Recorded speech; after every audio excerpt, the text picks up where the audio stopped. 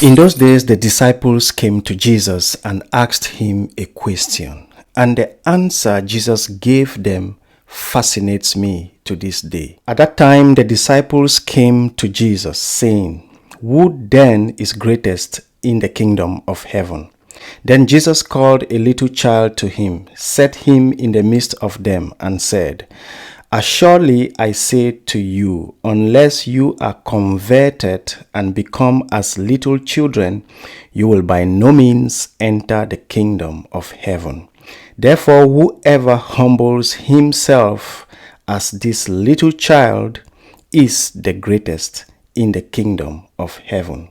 Whoever receives one little child like this in my name receives me." The question that I asked myself was, what are the qualities of a little child? What are those characteristics of a little child that we need to imitate to fulfill the criteria to qualify to enter God's kingdom?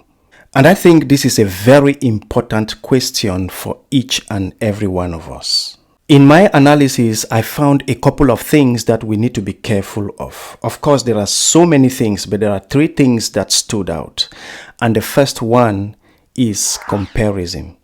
When you look at a child that is laying down there and you go to that baby never compares itself to someone else. And no matter what you do to that child, the child would not be thinking itself as more important than someone else in the world, or having some kind of thoughts that compare itself with another baby or another person in the world. The baby is completely innocent. The baby is just laying there. And what that teaches me is that we as children of God must stop comparing ourselves with others. We grow in pride because we compare ourselves with each other. We compare ourselves to other people around us. Society teaches us to compare ourselves to one another. From the time we start school, to sports, to all kinds of activities we engage in, we are always competing with one another. And society has made it in such a way that when we compare ourselves with each other, and we discover that we came first or second in a certain area, we think we are more important than others.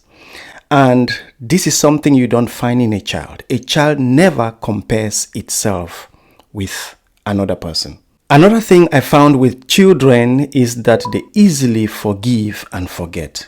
If you would come to a little